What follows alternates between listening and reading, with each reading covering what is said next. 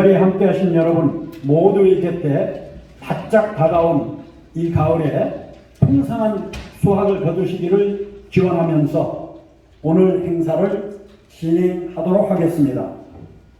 조선시대 세종사와 기념 학술대회의 사회를 맡은 저는 사단법인 방촌황의연구원 부이사장 황의영입니다. 사명감으로 사단법인 방촌황의연구원이 출범한 지 10주년이 되었습니다. 그 사상을 오늘에 되살리기 위한 우리 연구원의 사업 일환으로 오늘 민의 전당인 이곳 대한민국 국회의원회관 제1소회의실에서 방촌황의로 환영해 주시기 바랍니다.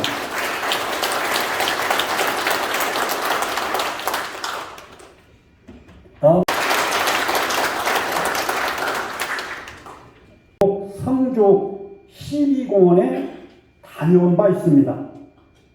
고려 3은 도인 이승인 선생의 후손이시며 성주이시 장학재단을 운영하시는 이시원 이사장님 참석해 주셨습니다. 큰 박수로 환영해 주시기 바랍니다.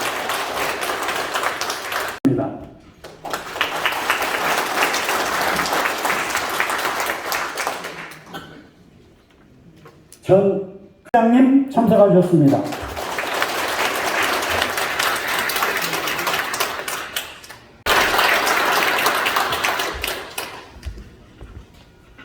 전 신용보증기금 황록 이사장님 참석하셨습니다.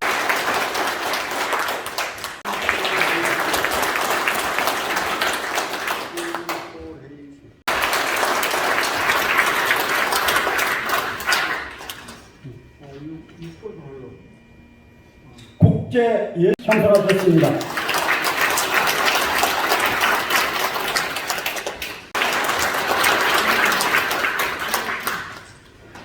충남 교수님 참석하셨습니다. 이사장님 참석하셨습니다.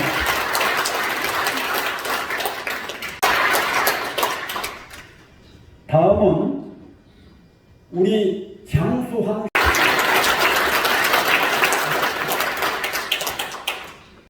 박수로 환영해 주시기 바랍니다.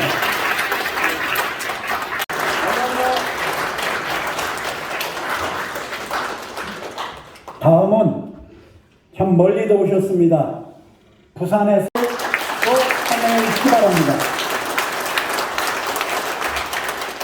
다음은 진회회장 황승현, 성균관 요도회 총본부회장 최영갑, 성주이시 장학회 이사장 이시원, 꿈을 주는 과일재단 명예이사장 황병주, 장수항시 대종회 회장 황병현, 파주문화원장 우관재, 대한불교 해진합장 최재만, 강북구 문화원장 황정희, 대한노인회 강남구지회 지회장 황수연, 장수항시 보안공파종회 회장 황민주. 특별한 메일이 하나 왔습니다. 지난 2020년 7월 19일 중앙일보 인터넷 기사에 방촌황의 선생을 폄훼하는 기사가 보도됐었습니다. 우리 장수항시 대종회와 방촌연구원이 총력 대응하여 9월 10일자로 시인협회 회장을 역임하신 유자효 시인님께서 대초볼 붉은 고래라는 컬럼을 써주셨습니다. 이 컬럼 속에 우리 방촌 할아버지가 대단한 분이고 청렴한 분이고 청백리시고 훌륭하신 분이다 라고 하는 글로 중앙일보가 처음에 폄훼했던 내용을 정정 보도해서 컬럼으로 우리에게 보답한 적이 있습니다. 이때 맺은 인연입니다. 중앙일보 유성훈 기자가 이메일을 보내주셨습니다.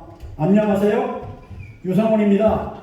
10주년 축하드립니다. 아울러 장수왕시 대종회와 방촌황해연구원의 큰 발전을 기원하겠습니다. 다만 오후 2시면 아무래도 제가 업무상 참석은 어려운 관계로 마음만 전하겠습니다. 유성운 드림.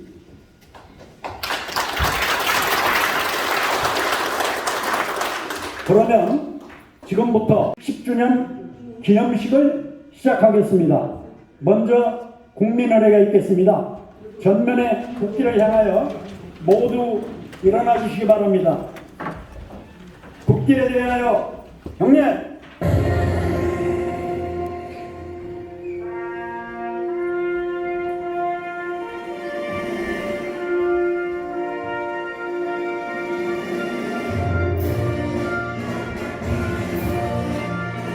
나는 자랑스러운 태극기 앞에 자유롭고 자유로운 대한민국의 무궁한 영광을 위하여 충성을 다할 것을 굳게 다짐합니다.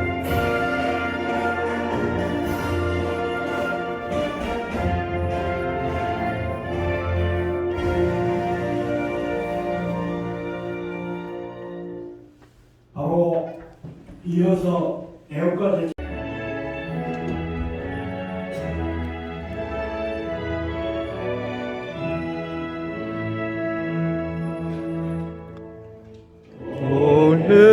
해물과 백두산에 하루가 닳도록 하느님이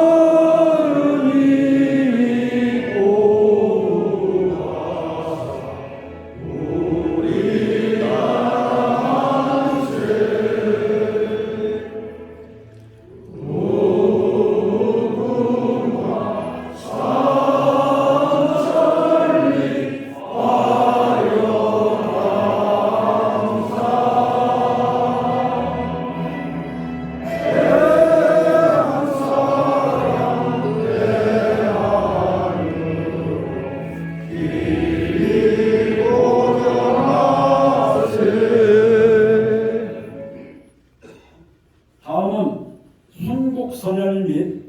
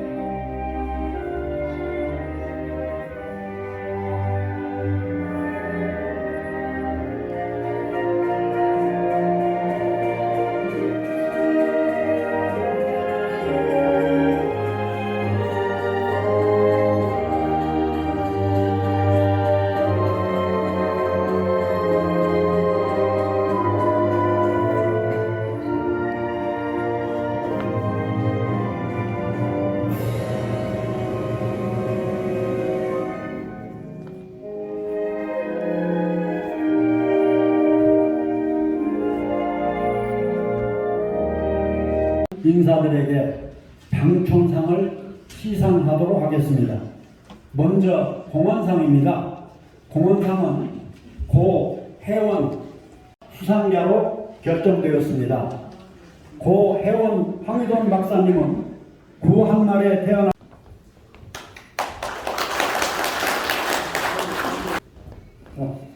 공원상 고 해원 황의돈 박사. 한국 근대사학의 개척자이신 선생은 구한말과 일제강점기를 거쳐 대한민국을 살아오시는 동안 우국 충정과 끊임없는 연구활동 및 후학 양성을 통해 한국 근대사 발전에 크게 기여하셨을 뿐만 아니라 청백리 명재산 방촌황해의 후손으로서 방촌황해 선생 모집을 집대성하시는 등 우리 연구원의 출발에 큰 디딤돌을 마련해 주셨기에 선생의 이와 같은 큰 공헌을 드리고자 합니다. 2023년 9월 1일 사단법인 방촌황해연구원 이사장 영양박사 황장도.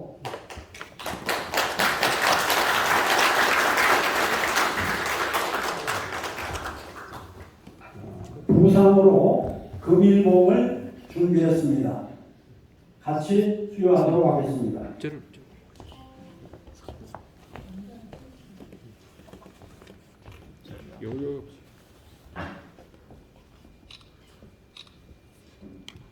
자, 하나.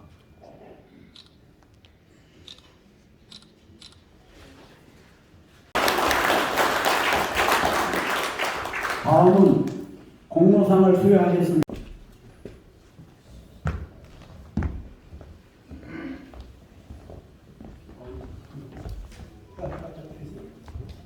이사장님.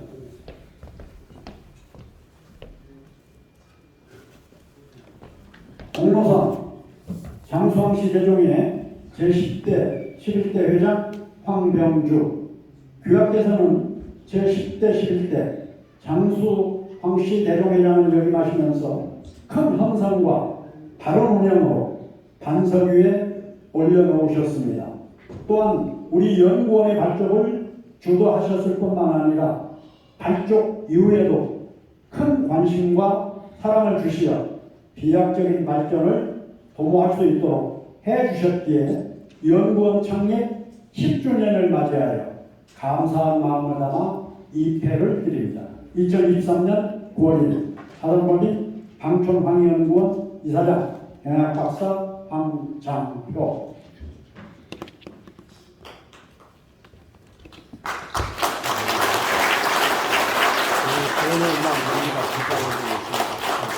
이렇게 부상으로 금일봉을 전달을 합니다.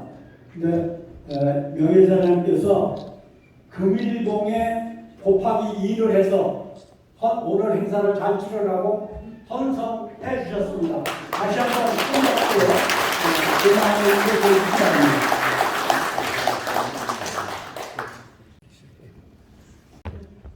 요거 같은 책 같은 게 있으면 잘.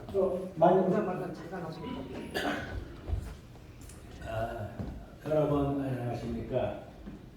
제가 오늘 방촌연구원 주최하는 이 자리에 제가 공로상을 받게 되어 대단히 영광스럽고 기쁘게 생각하는 바입니다. 오늘도 날씨가 무덥더니 무더운 겨울이 가고 가을이 왔습니다.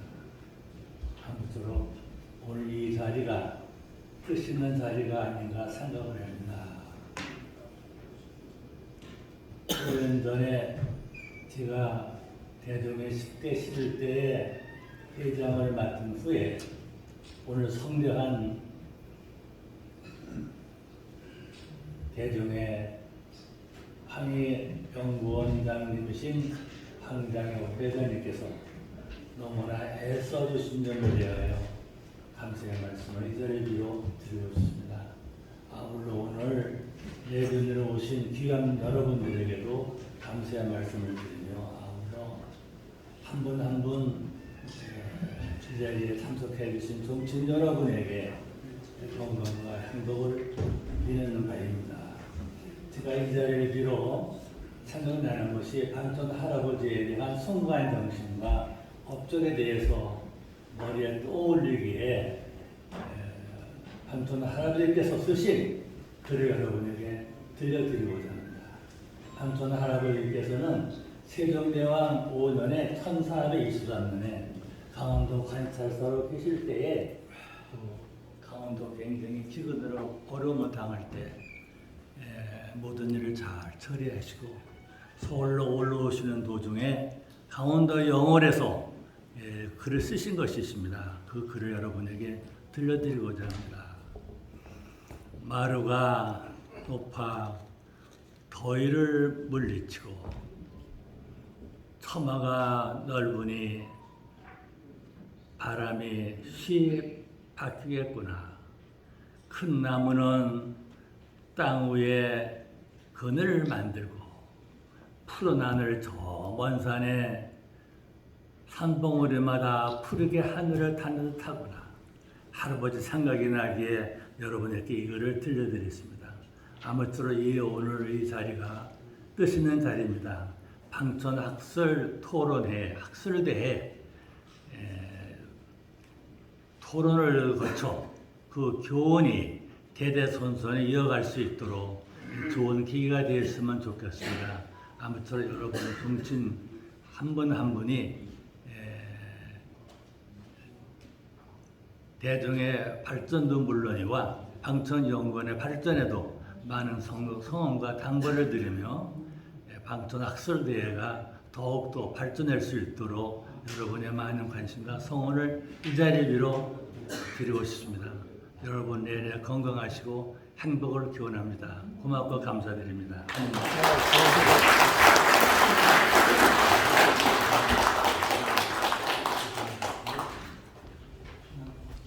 대학교 명예교수 오기수, 교학계에서는 조세사를 연구하는 학자로서 태평성대를 부과한 세종조 명재상 황희에 대한 깊은 관심으로 민본 시대를 이끈 행복한 인자와 백성의 신 황희를 저술하여 방촌의 삶을 재조명하고 높은 평가를 받으신 비결을 후덕한 마음, 공명정대한 일처리, 겸손하고 청렴한 생활, 슬기롭고 도리에 밝은 총명함이라 밝히셨으며 또한 지속적인 연구를 통해 이 시대 황희사상을 널리 전파하는 데 크게 기여하였기에 이 상을 드립니다.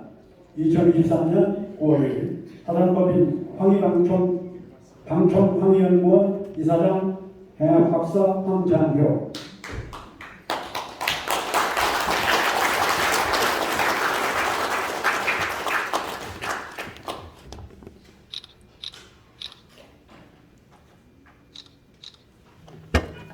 역시 부상으로 금일봉을 함께 드렸습니다.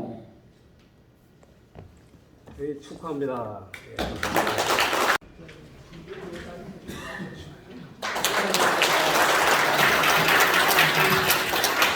한국연구원 이사장 황장효입니다. 많은 분들이 참석하셔가지고 대단히 감사합니다.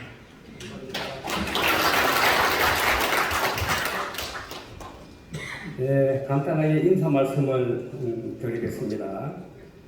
유난하게 더웠던 올해의 폭염을 기로하고 민의의 정당인 이곳 국회의원회관에서 사단법인 방촌항의연구원이 창립 제10주년 기념식과 학술대회를 갖게 된 것을 여러 내빈들 여러분과 함께 매우 기쁘게 생각합니다. 주지하시는 바와 같이 법연구원은 2013년 10월 8일 사단법인 방촌항의 사상연구회로 출발하여 오늘에 이르고 있으며 그간 주최한 학술대회를 포함 총 19회의 학술대회를 개최 및 지원하였으며 이에 따라 약 70여 편의 연구 논문을 거두었고 6건의 학술 총수를 발행하여 크고 작은 많은 성과를 거두었습니다. 그러나 방촌학의 선생에 대한 깊이 있는 학술적 연구와 현대적 재명은 아직 여러 부분에서 미흡합니다. 사과되며 앞으로도 더욱 많은 연구와 검토가 필요하다 하겠습니다. 특히 오늘의 대한민국이 안고 있는 정치 현실은 너무나 많은 어려움을 안고 있어 방촌 선생과 같은 뚜렷한 리더십과 공직사회에 대한 현명하시면서 가치 있는 메시지를 모시도록 갈망하고 있습니다. 이러한 사회적 열망이 투영되고 있는 이유 중에 하나라고 느껴집니다. 오늘 일부의 기념식에는 고 항이동 교수에 대한 공헌상, 한병주 회장에 대한 공로상, 오기수 교수에 대한 학술상을 수여하게 되며 2부에서는 그간 무척이나 힘들었던 폭염과 싸우면서 귀하고 훌륭한 복권을 준비해 주신 이대용 총장의 기조 강의와 오기수 교수의 공법 제정에 따른 방촌 리더십, 이한우 선생의 공직윤리에 대한 방촌의 메시지 등에 대한 매우 기대되는 강의가 이어질 것입니다. 끝으로 앞으로도 본연구원이 지속적인 연구와 활동을 위해서 재정적인 문제가 매우 중요한 과제일 수밖에 없습니다. 이번에도 많은 후원금과 연구비용을 보내주신 장성시 대전을 비롯한 여러 문중과 여러분들에게 깊은 감사를 말씀을 드릴 않을 수 없습니다. 또 이번에 아울러 크고 작은 많은 관심과 지원이 계속되기를 간절히 바라며 오늘 기념식과 학술대회를 준비해 오신 도움을 주신 여러분께 다시 한번 존경과 감사를 드립니다. 감사합니다.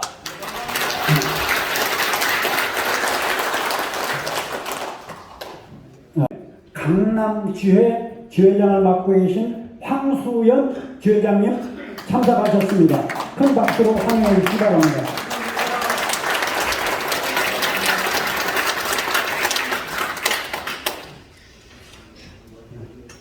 을 마치고 바로 이어서 학술대회 10주년 기념 학술대회를 시작하도록 하겠습니다. 먼저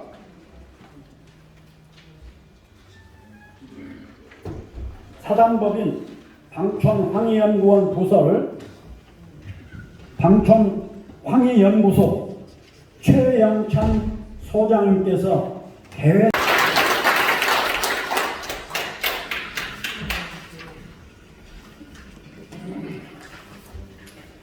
네, 안녕하십니까.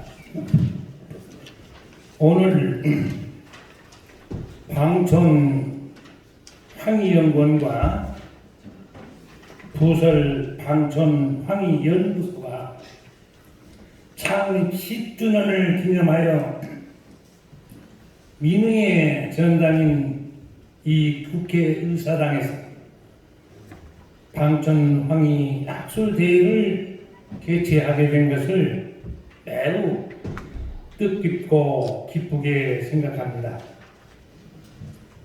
공사 담당하신 중에도 이 자리에 참석해 주신 내빈 여러분, 그리고 축사를 해 주실 정경련 김병준 회장님, 황희 국회의원님께 감사의 말씀을 드립니다.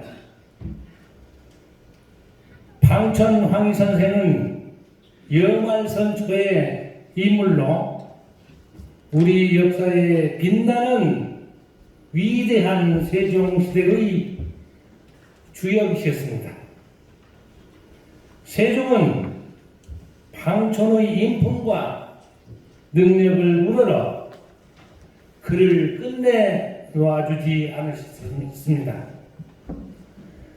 세종시대의 영정을 18년 맡아 국정의 위인자로서 탁월한 행정 능력을 보여주셨고, 우의정, 좌의정까지 합쳐 24년간 세상으로 나라와 백성을 위하여 봉직하셨습니다. 방촌은 스스로 13번이나 사직을 청하였지만 세종은 그를 놓아주지 않았습니다. 방촌은 87세에 공직에서 물러나고 3년 후 90세를 일기로 그의 생애를 마감하셨습니다. 세종의 즉위해서부터 세상을 떠나는 날까지 세종의 곁에서 세종을 보필한 분이 바로 방촌 황희 선생이었습니다. 예로부터 훌륭한 정치는 성공과 현상이 만남에서 이루어진다는 말이 있습니다. 세종 없는 황희는 없고 황희 없는 세종이 없었으니 아마도 우리나라의 역사상 임금과 신하가 서로 믿고 존경하여 훌륭한 정치적 업적을 이룬 것은 세종과 황희의 경우가 가장 탁월하다 할 것입니다.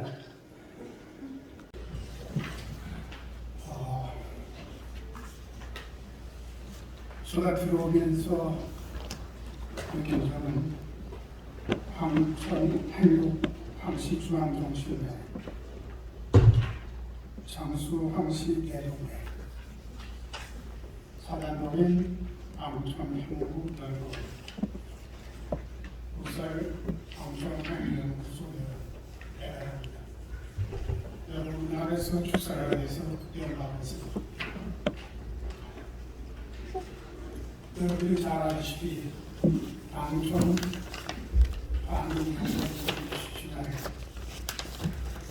방촌 방송에 요즘 젊은이들 사이에서 이해를 설계하고 계획들을 실천하면서 나는 내가 가운데 넘사벽이라는 그런 유행어가 있습니다. 넘사벽은 아무리 노력해도 넘을 수 없는 4차원의 벽입니다. 여러분들이 잘 알고 있듯이 황희 선생은 공직자로서 어느 누구도 넘을 수 없는 걸출한 인물이었습니다. 그래서 한 달 전 방송연구원 이사장을 맡고 있는 황장효 박사하고 오늘 학술회에 찬성을 요청합니다. 나름대로 황희 선생님의 비상적으로 알려졌던 것을 다시 좀 힘이 있게 살펴보는 기회를 갖게 됐습니다.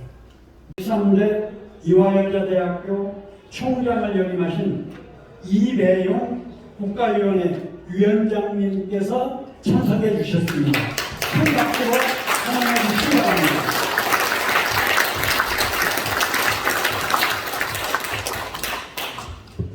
하셨다가 잠깐 시간을 내셔가지고 이 자리에 오셨습니다. 우리 이 학술대회를 공동 주최해 주시고 또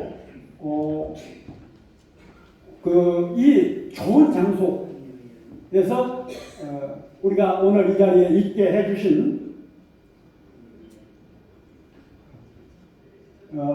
문화체육부 장관을 역임하시고 서울 양천 갑구가 지역구이신 재선 국회의원이십니다. 대한민국 국회 외교통일위원회 황희 위원님께서 참석해 주셨습니다. 이어서 위원님의 축소. 이게 어렸을 때부터 이런 상상을 했는데 드디어 올게 왔다. 그런 심정입니다. 이게 아까부터 우리 계속 우리 김병헌 총장님께서 황희정승 하는데 계속 이렇게 듣다 보니까 어려서부터 저는 뭐 이렇게 이름이 양천 선생님하고 같다 보니까 나중에 이렇게 커서 어른이 되면 이런 기회가 있을 수도 있겠다라고 늘 상상했었는데 오늘 그 자리가 되었습니다. 네, 오늘 정기국회가 이제 막 시작을 해서 조금 늦었습니다. 죄송스럽습니다. 요즘 보면은 참 사회적으로 이렇게 좀 격차가 계속 나는 것 같아요, 그죠? 사는 것도 그렇고 또 정치권도 그렇고 계속 이렇게 양극화, 한 극단으로 흐르고 가운데 뭔가 좀 조정하고 중재해주고 또 심판을 봐주고 이러는 영역이 점점 사라지고 있는 것 같아요. 그래서 점점 차이가 벌어지고 점점 격차가 벌어지고 그 사이에서 뭔가 좀 중재하고 통합하고 화합하고 이런 역할이 있어야 될 텐데 이게 보이지 않아서 너무나 안타깝습니다. 그런 와중에 정말 그야말로 가장 뛰어난 중재자이시면서 가장 탁월한 협상가의 면모를 늘 보여주신 우리 방촌 선생님의 이런 학술대 또 그분의 정신과 철학을 다시 한번 되새기는 그런 자리가 대한민국 사회에 정말로 뜻깊은 계기가 되지 않을까 그렇게 생각하고요. 또 방촌 선생님께서 그렇게 할 수 있었던 것은 아까 우리 총장님께서도 말씀하셨지만 그분의 청렴함, 그다음에 공정 이런 가치들이 분명히 이제 그분의 어떤 삶 속에 내재되고 이러기 때문에 가능한 일이 아닌가 이렇게 생각합니다. 그래서 오늘 계기로 더욱더 방촌 황희 선생님의 철학과 정신이 정말로 이제 대한민국이 더욱더 한 단계 높아지는 그런 상황에서 정말 커다란 밑거름이 되기를 간절하게 소망을 합니다. 제가 원래 그 초선 때 출마하면은 아무도 모르는 듣보잡이잖아요. 그래서 이제 여론조사, 인지도 조사를 하면 보통 한 1%, 2% 나와야지 정상입니다. 그런데 저는 초선 때 첫 인지도 조사를 했는데 27%가 나왔어요.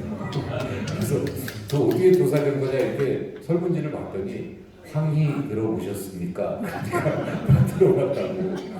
근데 그래 27%는 어마어마한 건데 갑자기 이제 돌아서면서 드는 생각이 이게 63%는 뭐지? 이제 이런 생각이 또 들어요. 그러니까 73%. 그래서 이게 황희 선생님의 철학과 정신이 많이 알려지긴 했는데 그래도 아직 좀 선명하고 정확하게 전달되려면 조금 더 이분에 대한 연구가 더 깊이 필요하겠다 이런 생각도 같이 하게 됩니다. 정말 방촌 선생님에게 누가 되지 않도록 열심히 살려고 노력하고 있습니다. 오늘 계기로 우리 방촌 황희 선생님의 연구가 더욱더 지속되고 더욱더 강화되고 또 많이 홍보되고 또 많은 사람들이 그분의 가치와 철학을 공유할 수 있는 그런 계기가 되었으면 좋겠습니다. 고맙습니다. 감사합니다. 문화센터장님 참석하셨습니다. 큰 박수로 환영해 주시기 바랍니다. 이것으로 전반부 창립 10주년 기념 학술대회 개회식을 마치겠습니다. 잠시 쉬는 시간을 갖고 같은 장소인 이 자리에서 3시 30분에 학술대회 연구 발표를 가겠습니다. 마치기에 앞서 본 행사를 위해서 지금까지 마음과 성의를 보여주신 분들의 성의 표시 내역을 발표해 드리겠습니다. 이사장님, 장효 이사장님께서 200만 원.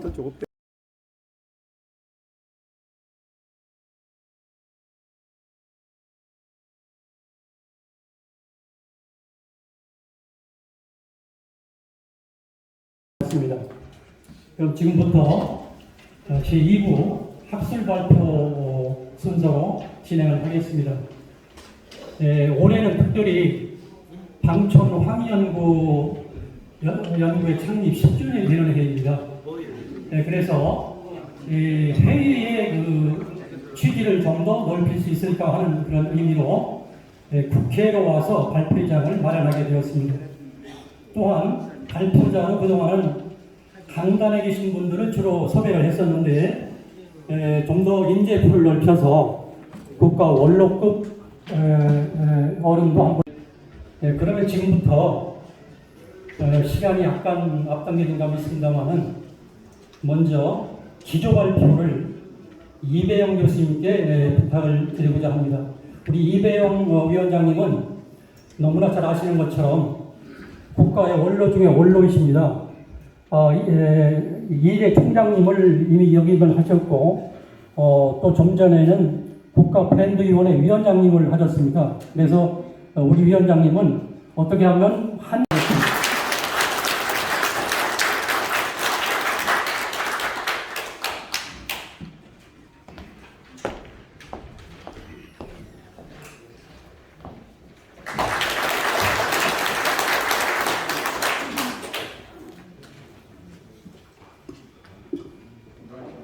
네. 네, 안녕하세요. 사실은 뭐 제가 황희정숙 연구를 한 사람도 아니고 이 자리에 서기에는 뭐 별로 마땅치 않은데 작년에 제가 한강 포럼에서 아니 요걸 봐야 되니까 괜찮아. 예. 황희천 우리 회장님 뵀을 때 여기 10주년 때 와서 좀 강연 좀 해달라고 부탁을 받았는데 그때는 제가 국가교육위원장을 맡기 전이에요. 그러고 이제 맡게 되면서 지금 뭐 엄청 바쁘고 어제 그저께는 국회 예결위에서 밤 1시까지 했습니다. 어저께는 밤 12시에 끝나고 해서 요새 계속 국회에 우리가 국무위원들 역할이 있기 때문에 그래서 할 수 있을까 했는데 그래도 다행히 오늘은 날짜가 중복되지 않아서 다행으로 생각하고요. 제가 전주이십니다. 그래서 황희정숙 얘기하시려면 또 세종을 빼놓을 수는 없지 않습니까?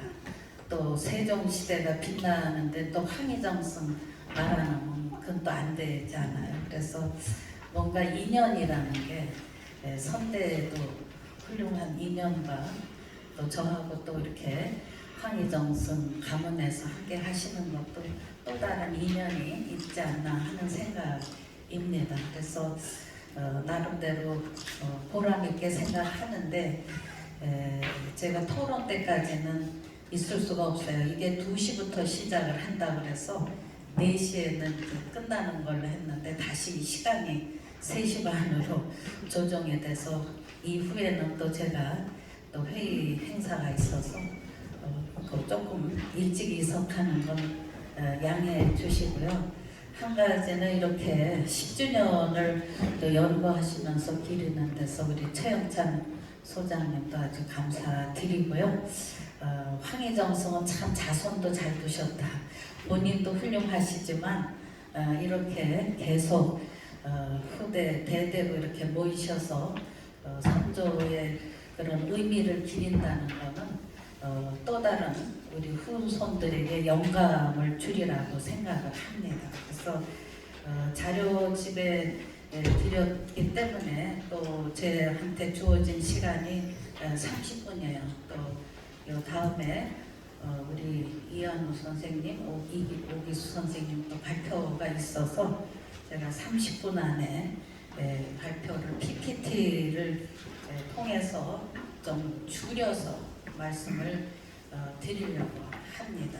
시험을 다루는 게 아니고 역사적 사실에 근거한 역사학자이기 때문에 사극을 자문하는 건 맞지 않다 해도 대체로 이제 여성사 이런 관계를 할 때는 제가 여러 작가들도 와서 공부하고 자문을 했습니다. 그럴 때 제가 스토리는 뭐 70%는 픽션이고 한 30% 팩트를 가지고 할 때 스토리는 내가 다 관여 안 해도 역사가 주는 메시지는 있다. 사람들이 책 보고는 역사 안 봐도 사극 보고는 역사를 다 알았다는 양도 오인할 수도 있기 때문에 그럴 때 제가 3가지 메시지를 줄 때 첫 번째 우리가 역사에서 얻을 교훈의 메시지는 여하튼 지나치고 무리하면 화를 자초합니다. 뭐 연산군인들, 궁예든 뭐 처음 됐을 때 그렇게 아주 악한 정치를 하려고는 안 했겠지 않겠어요. 그런 데서 지나침을 절제하지 못했기 때문에 결국 자기 인생도 망치고 역사도 망치고 이런 현상들, 그게 바로 세종대왕과 황희정승의 그런 정말 좋은 임금과 신하의 진정한 관계에서 세종의 시대가 꽃이었다고 생각을 합니다. 지나치지 않는 절제, 중심. 두 번째는 좋은 능력도 좋은 인연으로 얽혀야 자기 인생뿐 아니라 나라에도 역사에도 기여를 하지. 아무리 좋은 능력이 있어도 악연으로 얽히면 자기 신세도 망치고 나라도 망치는 거 우리가 수없이 보아왔을 때 우리가 좋은 인연이라는 거. 그래서 아마 이렇게 황희정승을 자손으로서도 기리는 게 아니라 어떻게 우리가 하나의 역할, 하나의 그런 자기의 직책을 맡았으면 어떻게 진정성 있게 그 시대가 꼭 피어야 되는지, 이런 우리는 또 하나의 교훈을 얻기 위해서 우리가 이 자리에 모였다고 생각을 합니다. 그래서 여러분들의 좋은 능력과 인연이 우리가 조금 더 후손들에게도 더 황씨의 가문의 후손들뿐 아니라 우리가 너무 우리 후세대들이 역사를 모릅니다. 후세대뿐 아니라 지도자도 잘 몰라요. 그래서 우리가 역사의 민족은 미래로 없다 이렇게 얘기할 때 바로 오늘 뿐 아니라 앞으로 또 이전에 했던 여러 가지 학술대의 성과들이 좀 더 요 가문 속에서만 서로 토론이 아니라 좀 더 많이 펼쳐나가기를 기대합니다. 또 하나 제가 메시지를 준 거는 오늘 지구가 멸망해도, 내일 지구가 멸망해도 오늘 사과나무를 심는 심정으로 절대로 좌절하지 않고 긍정의 힘, 희망, 도전, 이런 것들이 우리가 지금도 왜 세종이냐 또 왜 황희정승이냐는 그분들에게서 피어났던 긍정의 힘, 희망의 정치, 그리고 내일에 대한 책임, 이 사명, 이런 것들이 우리가 역사가 계속 이어져도 천년만년을 가는 우리의 교훈의 역사와 메시지가 아닌가 그렇게 생각을 합니다. 거기 뭐 자료에 있는 대로 여하튼 저는 왜 제가 이렇게 세종 리더십을 요즘에도 뭐 ESG 많이 기업에서 얘기해도 다 우리는 모든 게 새로 시작되면 서양에서 다 된 건지 아는데 실제로 세종에게도 이미 ESG적인 그런 경영 리더십이 같이 있습니다. 그럴 때 이제 오로지 세종 혼자만 하셨겠어요? 가장 측근에서 정말 24년을 보필한 황희정승의 정치 철학하고도 함께 부합되는 부분이라고 생각하는데 제가 그 시간이 짧아서 뭐 다 자료를 못 보여드려도 우리가 세종대왕 하면 왜 역사만대로 우리가 기려야 하느냐 할 때 정치, 경제, 문화, 뭐 국방, 음악, 미술, 뭐 안보 이런 거 다 업적이 대단하시지만 저는 세종실록 32년을 읽으면서 이분에게는 따뜻한 인간 사랑이 있었다. 인간 사랑, 진정한 가슴, 따뜻한 가슴, 항상 약자에 대한 배려, 이런 것들이 황희정승의 내용에서도 많이 우러나는 힘들입니다. 그런 데서 저는 리더는 따뜻해야 된다고 생각해요. 냉정한 사람은 다 못 봅니다. 백성의 여러 가지, 각가지의 여러 가지 사정을 헤아리지 못해요. 그래서 리더는 시대적 통찰력과 또 하나는 균형과 조화, 큰 것도 작은 것도 약한 것도 강한 것도 다 바라볼 수 있는, 그러면서 하모니, 오케스트라의 지휘자 같은 아름다운 선율이 각 악기를 함께 하는 그러한 조율, 이런 것들이 이제 하나의 리더의 덕목일 때 저는 거기에서 세종 리더십에서 주로 얘기를 했지만 그걸 같이 보필해서 거기에 항상 자신감과 또 중심, 판단의 중심에 서게 한 황희정승의 역할도 다르지 않다고 생각을 합니다. 또 하나는 요즘에 우리가 많이 걱정하는 도덕심입니다. 지도자들의 도덕심, 그리고 책임의식 이러한 것들이 우리가 그래도 왜 세종시대냐 할 때 여러 가지의 자기의 책임 그리고 도덕 염치를 알고 이런 부분들을 우리가 좀 더 이 시대가 옛날 이거 치지도에 하는 게 아니라 앞으로 미래를 더 강하게 만드는 힘이 되지 않을까 생각하고 또 하나는 애국심입니다. 요즘에 우리 후손들에게 나라 사랑하는 정신, 애민의식과 애국심 이런 부분들이 매우 지금 약한 데서 우리가 함께 노력해야 될 것이 차세대들에게 나라 사랑하고 나라 지키는 정신 이것이 바로 세종시대의 리더십 속에서의 또 황희정신의 역할 오로지 자기 자신을 내세우는 것보다는 나라 지키고 나라 바르게 가는 데 모든 일생을 바치셨잖아요. 이런 부분 그러면서도 우리가 따뜻한 가슴과 관용 정신 이런 것들이 저는 우리가 아무리 AI 시대, 디지털 시대 해도 사람의 인성의 중심에 있어야 된다. 그래서 제가 국가교육위원장을 할 때 교육부에서는 많은 행정적인 걸 쏟아내게 돼 있어요. 그럴 수밖에 없죠.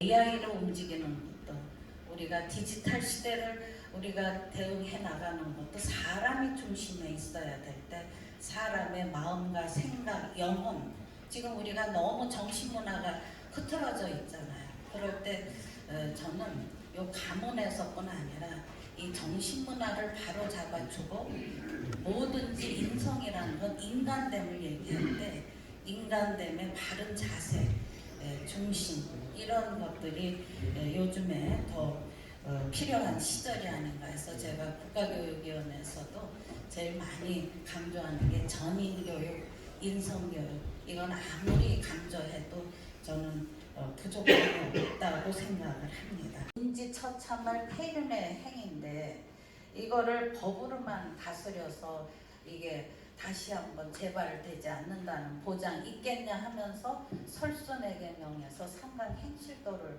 만들게 하잖아요. 충신, 연려 그리고 효행 그래서 이 효행 35편을 만들 때 이 하나의 사례가 저는 우리 학생들에게 너무 요즘에 컴퓨터 만지다 보니까 그냥 이기고 죽이고 뭐 좀 인간성이 안 보이잖아요. 이런 것들이 좀 교과서나 이런 데 좀 풀어서 나오면 어떨까. 이게 하나 얘기하면 민손의 다섯몸이 민손이여 제 아들라 소음도 주고 민손이 그러니까 민손이 계모가 민손이는 전실 아들이라고 갈대꽃으로 얼기설기 그어주고 제 아들만 소음 도와주고 뜨뜻하게 그래서 마차 타고 갈 때 아버지가 민손이가 손이 곱아서 놓치는 거를 보고는 계모가 들어와서 구박하는지 그때 아는 거야. 아비 알아. 다사몸이라는 계모예요. 내치력 헌을 민손이 꾸러 사로되 엄이 있으면 하나들이 치우래. 근데 오히려 민손이가 구박받은 민손이가 아버지에게 엄이 내쫓으면 나만 그냥 지금 두면 나만 추우면 되는데 내쫓으면 자기 이복 동생 둘도 추우니 세 아들이 치우리니 내쫓지 말아달라고 하면서 용서를 하는 거예요. 그랬더니 다야날 아비 오린 여겨 말인들 맞잖아요. 아니 내친데 어미 도로여 니우쳐 어여긴 용서한 거잖아요. 이런 것들이 조금 우리 학생들에게도 좀 인간성, 따뜻한 피가 흐르는 작동. 그 다음에 또 하나는 노비 출산 휴가. 넘어가요? 빨리. 요즘에 저출산 시대인데 1426년에 이거 다 황희정승이 바로 최측근에 계셨으니까 세종임금에 물론 결단이 있지만 많은 신하들이 반대할 때 황희정승이 세종을 잡아들였기 때문에 이런 것들에 시대를 뛰어넘는 따뜻한 복지가 형성된 거 아니겠어요? 이 세종께서 노비도 사람인데 하늘이 낸 사람인데 애 낳자마자 그 다음날 일시키는 거 이거 너무 가혹한 처상이 100일의 휴가를 줘라. 사는 휴가를 애도 보육을 하고 산모도 몸조리 하게. 그래서 1426년에 이런 따뜻한 복지가 내려져요. 노비 관리죠. 근데 4년 후에 또 노비에 대한 또 말씀을 또 하세요.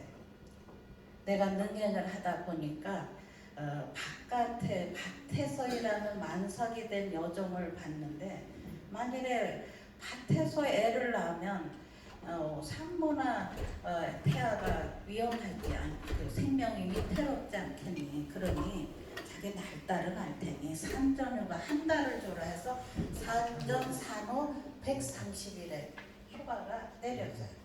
또 그것도 모자라서 4년 후에, 이때 다 황희정승이 영의정 하신 거예요. 이때도 1434년에 또 세종께서 뭐라고 하시냐면 자기 아내, 여종이죠. 아내가 애 낳고 애 보육하리라 쩔쩔매는데 남편은 구경만 하느냐? 남편에게도 아내를 돕기 위해서 한 달의 휴가를 줘라. 그래서 일찍이 1434년에 남편에게도 휴가를 줍니다. 산후휴가 한 달을. 그러니까 부부 합산 산전 산후 160일의 휴가가 내려지는 거예요. 이건 동서고금의 어느 나라에서도 찾아볼 수 없는 시대를 뛰어넘는 따뜻한 복지입니다. 이게 다 세종임금이나 이 상의정승이나 낮은 곳을 향해서, 약자를 향해서 어떻게 붙잡아줘서 신나는 그런 세상을 만들어주는 살리는 리더십을 발휘한 거죠. 저희는 이거 읽으면서 정말 감동의 눈물을 흘리지 않을 수 없었어요.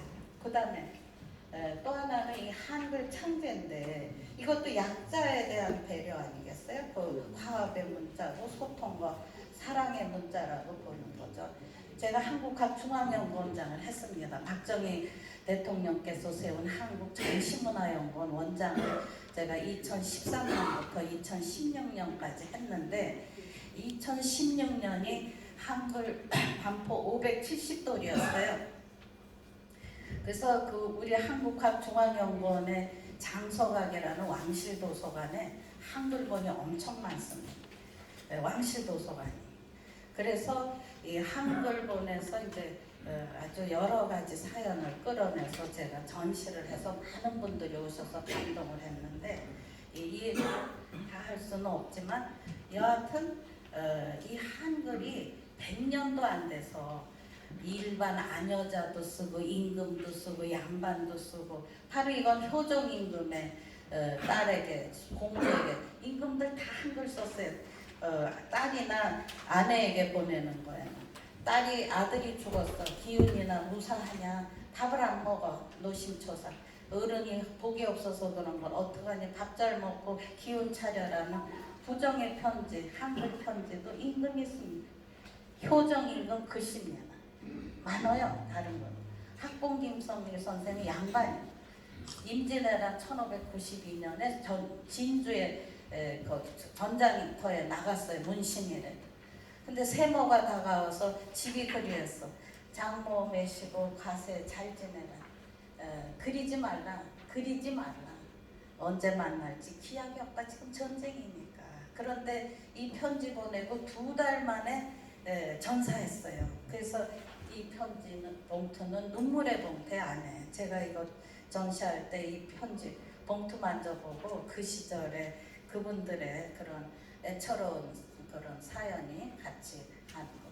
그 다음에 애걸복걸 해가지고 마지못하게 2개 했더니 그냥 거기에 들어와서 나를 매일 못 살게 굴어서 내가 살 맛이 없다. 그런 마음에 그냥 여러 가지 답답한 사연을 다 한글이 있어서 이걸 표현하면서 시집간 딸에게 보낸 편지가 128통이 나왔어요. 그 다음에 강상임 씨, 이분은 할머니인데 영조 때인데 손자가 억울하게 음모에 열려서 사형 직전까지 갈 때 이분이 영조 임금, 그래서 상언이 임금에게 올린다고 해서 상언인데, 반듯반듯한 논리적으로 억울하다는 걸 해서 이 편지 한 장으로 손자의 목숨을 살릴 편지 한글이 있기 때문에 가능했던 겁니다. 바로 제가 아무리 박사를 해도 이 할머니의 발끝도 못 따라가요. 이렇게 글씨를 반듯반듯하게 쓴.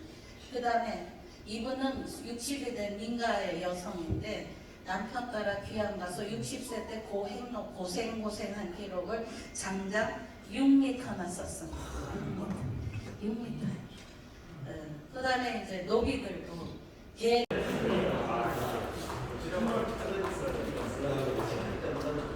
것들을 우리가 잘 헤아릴 수 있다는 거죠. 그래서 이분들은 정말 좋은 능력이 좋은 인연으로 넘어가서 아까 얘기한 거예요. 그다음에 원래는 앞에 좋은 인연이 아니었잖아요. 또 한의정성은 원칙주의자이기 때문에 적장자 왕이 계속 원칙을 이제 조선 시대를 안정시키기 위해서 해서 양녕대군을 세자를 했으면 조금 지금 얘기하면 청소년 시절의 반항 아니겠어요? 그래도 좀 바로 잡아줘야지. 그냥 내치고 동생을 하는 거는 이건 아니다는 그런 원칙주의자지만 자기 사심이 아니라 공심을 내세워서 직언을 해서 결국 유배가시는 건 우리 잘 아는 얘기죠. 그래서 4대에 걸쳐서 일을 했는데 6조 판서를 다 했는데 이때가 태종께서 전국을 장악하려고 의정부 서사제가 있는데도 그거를 유명무실하게 만들고는 6조 직계제로 간 거 아니에요. 6조를 다 내가 관장하겠다 할 때 이 판서를 잘 둬야 되잖아요. 바로 한의정승이 6조를 다 관장했던 거예요. 돌아가면서. 그러니까 정치를 제일 현장에서 제일 많이 파악을 하고 경험을 갖춘 거죠. 정치적 경륜과 현장 경험. 그래서 태종이 그렇게 유배까지 보냈어도 결국 세종의 시대를 탄탄하게 하기 위해서 돌아가기 직전에 불러서 또 세종이 그걸 받아들였고 그러면서 이렇게 예조판서, 의정부 창서, 이조판서, 우의정, 좌의정, 영의정 이렇게 중심 역할을 하신 거죠. 첫째는 경륜입니다. 우리가 모든 게 다 빛나려면 실력, 경륜이 있어야, 경험이 있어야 되잖아요. 두 번째는 민본과 애민사상이 이분은 아까 얘기했듯이 세종께서 백성은 하늘이고 백성이 하늘은 발이다. 똑같이 황희정승도 그걸 공유하면서 실천하신 분이에요. 이롭게 하고 백성을 보호하는데 안보 그리고 인재를 쓰는데 이번에 학문 교육. 그래서 제가 이번에 황희정승을 그나마 이제 바쁜 층에도 쓰려면서 이분이 국가교육위원회에서도 이분을 좀 더 깊이 연구할 필요가 있겠구나. 학교 설립 좋은 스승. 요즘에요 교권이 무너져가지고 지금 교권 회복 운동을 하고 있는데 이분은 좋은 스승, 유능한 스승 이런 거에 일찍이 중심을 잡은 분이고 문무의 균형을 받았고 항상 당연히 아까도 민선단이 얘기했던 도적의 방지도 법보다는 교화를 중요시 우선 사람을 마음을 순화시켜야 되지 법으로만 해서 근절되는 건 아니라는 그런 철학을 갖고 계시잖아요. 그다음에 전문성과 책임의식. 그러니까 아청하는 게 아니라 직원과 반대도 소승찬의 내불당이고 이럴 때 반대했잖아요. 끝까지 반대합니다. 그러나 하도 유생들이 하니까 이게 또 국기가 물러내죠 하니까 또 다니면서 다 설득해서 세종의 마음을 또 잘 헤아려서 받아들이잖아요. 신중한 자세.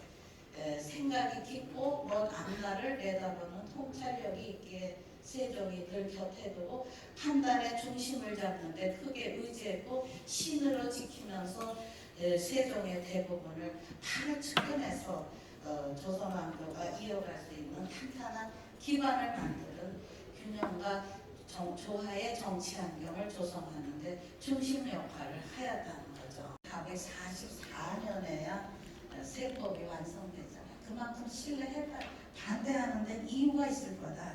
조금 더 살펴보자. 여러 가지의 환경, 연유 이런 것도 현장 이런 걸 살펴보자 해서 15년 만에 신중하게 해서 연분, 전분, 육분이 소치되죠. 그다음에 내불당 이건 유교 국가에서 이 원칙이잖아요.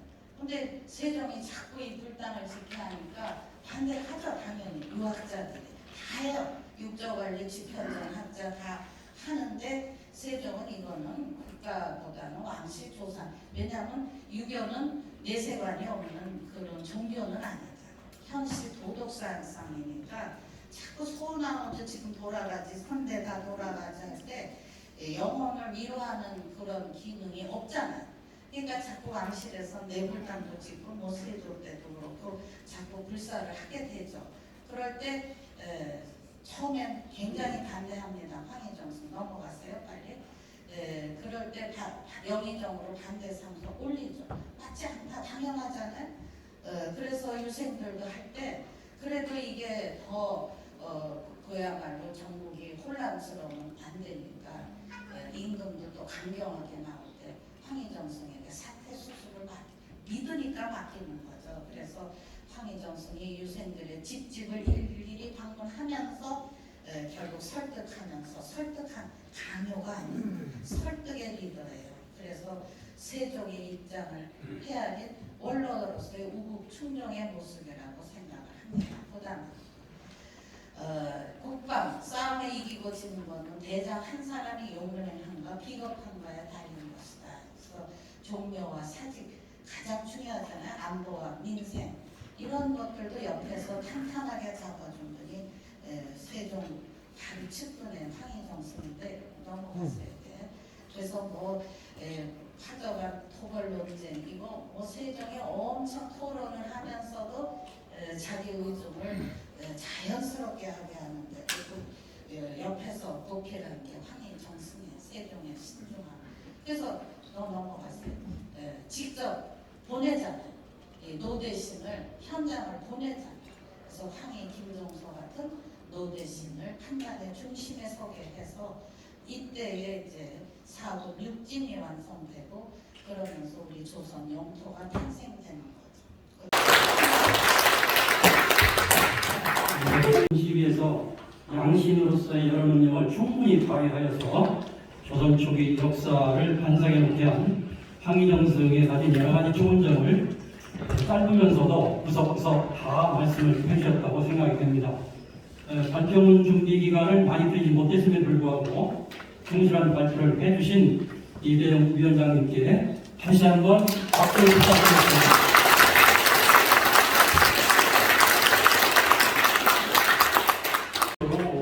들어가겠습니다. 글씨 발표를 해주실 분은 오기수 교수님의 세종과 광천의 공법 제정과 민주적 리더십입니다. 아시는 것처럼 오기수 교수님은 여러 번 우리 학회에 참석을 해주셨고 특별히 조선조 세법 이 제도 문제에 대해서 아주 가장 탁월하고 해박한 지식을 하시는 분입니다. 그래서 황희정승에 대해서 이미 여러 권의 책을 내신 바 있고 백성의신이라는 이 표제어도 선생님이 저서에서 가진 겁니다. 해주시겠습니다. 감사합니다. 황희정승. 제가 이제 세종대왕을 깊이 어떻게 보면 사모한다니까. 그래서 저보고 이제 밖에서 이야기하다 보면은 저한테 이제 세종 교주라고 합니다. 무슨 이야기냐 그러면은 너무 세종대왕에 대해서 매번 만날 때마다 세종대왕에서 이야기하니까 어디에 그렇게 실추가 돼가지고 그렇게 하느냐. 근데 사람이 좋아하게 되면은 그게 바로 이야기를 많이 하게 되고 많이 또 이야기하다 보면은 그분이 정이 가고 그러다 보니까 이제 그분에 대한 이야기를 많이 하게 되면은 바로 그게 나중에는 신앙이 될 수가 있다 이런 생각이 드는 겁니다. 그런데 이제 제가 왜 세종대왕에 대해서 연구를 하게 됐냐면 조세의 역사거든요. 조세, 세금하고 세종대왕 그리고 황희정승 과연 어떤 관계가 있을까? 제가 이제 제일 먼저 궁금한 게 뭐냐 그러면은 조선시대 때에 우리가 이제 법전 그러면 뭐 우리가 현대 이야기로 육법전서다 이런 이야기 하지 않습니까? 그럼 조선시대 때에 가장 최고의 법전이 무슨 법전이냐? 아마 들어보셨을 겁니다. 경국대전이죠. 그러면 이제 우리가 이제 어렸을 때부터 역사 교과서에서 배울 때 이 경국대전에는 과연 세법이 있을까? 요즘 그걸 가르쳐주지 않습니다. 저도 배운 적이 없거든요. 경국대전에 세법이 있을까? 그리고 그 세법을 누가 만들었을까? 이게 굉장히 궁금했습니다. 그래서 좀 한번 근데 이제 사학자들이 연구해 놓은 걸 봐도 그런 내용이 없어요. 그래서 제가 경국대전에 있는 세법을 한번 찾아봤습니다. 그러니까 경국대전에는 이제 그 각 부서별로 그 6조가 있지 않습니까? 6조 중에서 호조가 담당하는 부서가 있는데 호조편이 있습니다. 그래서 호조가 담당하는 부서의 법전이 호전이거든요. 그 호전을 갖다 살펴보니까 그 법전에 이렇게 보니까 세금 문제가 있어요.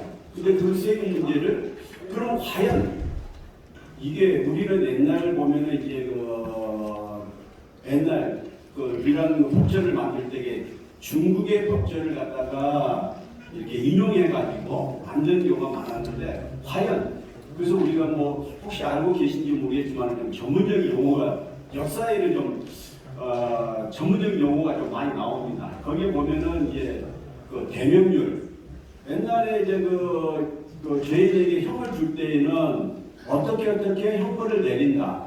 이게 바로 이제 대명률에 있거든요. 그래서 예전에 이제 조선시대 때 들어올 때에도 그 대명률에 의해서 죄를 바라보는 경우가 많거든요. 그래서 모든 법전은 그래서 대부분 중국에서 들어왔구나 라는 생각을 많이 하는데 경국대전의 경우에는 우리나라의 조선시대의 마케트는 많이 고쳐졌거든요.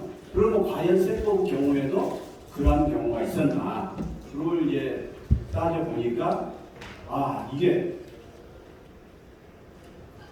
세종대왕이 만든 세법이 경국대전에 실려 있는 겁니다. 정말 저는 깜짝 놀랐어요. 왜? 제가 세법을 전공하고 했지만은 경국대전에 있는 세법이 세종대왕이 만들었다라는 이야기를 들어본 적이 없었거든요. 지금도 모르신 분들이 아마 거의 99%는 되지 않을까 생각됩니다. 경국대전에 있는 세법을 누가 만들었냐? 세종대왕이 만들었다.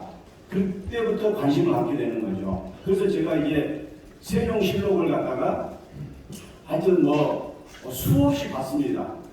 그 수없이 그 세법을 만드는 과정을 보니까 이제 공법이라는 걸 배웠거든요. 근데 여기서 공법이 뭐지? 이렇게 생각하시면 됩니다. 지금에 보면은 우리가 세법 그러면 소득세법, 법인세법, 부가가치세법 있지 않습니까? 그러면 공법은 그런 하나의 법의 제목이다, 항목이다 이렇게 생각하시면 됩니다. 그래서 전세, 이게 예전에는 세금을 다 어디서 냈냐? 논밭에서만 세금을 거의 많이 거뒀어요. 물론 다른 세금도 있었지만은 그래서 논밭에서 거두는 세금, 이 전세를 바치는 어떻게 세금을 부과하고 징수하느냐 이게 바로 공법이거든요. 그래서 이제 이 공법이라는 말은 원래 우리나라에 있는 게 아니고 중국에서 실시한 법입니다. 이제 중국의 법 그러면 또 중국의 요순 시대 그 다음에 이제 하웅주 시대 이렇게 해가지고 이제 옛날 이야기가 나오거든요. 그때부터 이제 시작되는 법이 바로 공법인데 그 공법이라는 그 단어가 어디에 기록되어 있냐면 바로 맹자에 기록되어 있습니다. 맹자에. 맹자에 그 말이 나옵니다. 근데 이제 맹자는 뭐라고 이야기하느냐? 이제 그 맹자에 나오는 세금을 거두는 방법이 세 가지가 있습니다. 공법이 있고 조법이 있고 철법이 있습니다. 그런데 조선 초기에 1392년, 1400년도 딱 됐을 때에 이런 개별적으로 세금을 부과하려고 하는 거예요. 근데 이거는 현대에도 지금 농지세 있습니까 없습니까? 지금 저 부동산 제가 원래는 세금이 내도록 돼 있었거든요. 지금은 농지세 지금 없죠. 네, 없어요. 네. 그런데 그걸 갖다 일일이 현장에 나가가지고 여기는 몇 선 나왔느냐, 세금을 얼마 내라. 이게 바로 이제 다원소시법이에요. 그러니까 맞기는 맞는데 관리들이 운영을 할 수가 없기 때문에 이 법이 뭐가 많냐? 부정부패가 너무 심한 거예요. 그래서 세종대가 가만히 보니까 이 세금 내는 것보다 관리들 접대하고 접대할 거 아닙니까? 원래 접대비는 농민이 부과하도록 납부하도록 돼 있어요 법에. 그러니까 관리들이 나오면은 고기 잡고 뭐 소 잡고 소는 못 잡아도 다들 잡겠죠. 남편처럼 되는 겁니다. 이게 세금이라는 게. 그래서 저는 이러한 결론적으로 말씀드리면은 세종대왕하고 황희정수 경우에는 딱 하나를 봤다. 뭘 봤느냐? 백성의 행복. 그런데 어떻게 보느냐? 그 두 분이 그렇게 경쟁적으로 백성을 위해서 하다 보니까 정말 한글 창제도 이루어졌고 이러한 공법도 만들어지게 됐다라는 것입니다. 이상으로 말씀을 좀 죄송합니다. 그러나 핵심은 이미 말씀을 하셨다고 싶습니다. 17년 동안 끌어온 공법 제정이 결국은 백성을 위한 데 초점이 있었고 그 과정에서 민주적 리더십이 충분히 발휘가 됐다. 이것이 결론이 아닌 것 같습니다.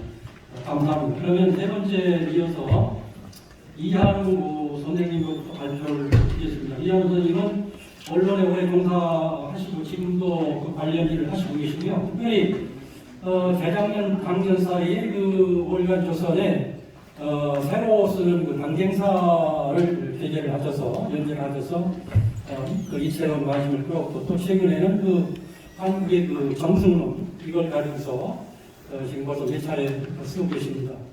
그 과정에서 이제 황희정성에 대해서 쓴 것을 제가 읽어봤습니다만 오늘 그런 점에서 강단에 계신 분이 아니면서도 우리 황희정성에 대해서 어떻게 보시는지 한번 이채로운 발표가 되지 않을까 생각이 듭니다. 발표 부탁드리겠습니다.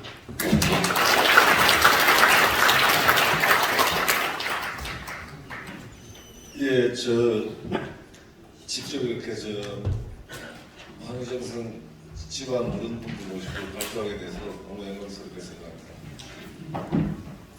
저는 이제 저한테 사실 개인적으로 그냥 황이라고 부르겠습니다. 이 황이라는 인물이 저한테 굉장히 충격적이었고 그 실록을 제가 2001년부터 2007년까지 다 읽었습니다. 그래서 좀 공급을 하고 나서 임금 중에도 이렇게 인상적인 사람이 남았지만 이 황희는 정말 놀라웠습니다. 근데 왜 예를 들어 화폐도 못 들어가고 네?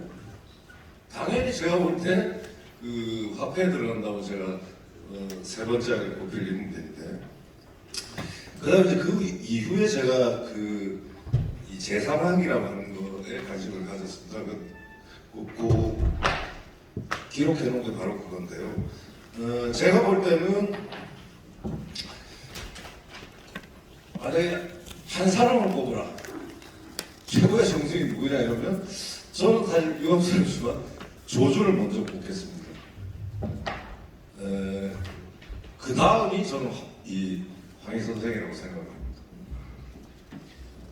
최근에 제가 이제 이 인물지라고 하는 책을 번역을 했는데 그 책에 보면 재산에 대한 세 가지 원칙이 나옵니다. 첫째는 청결과 깨끗해야죠.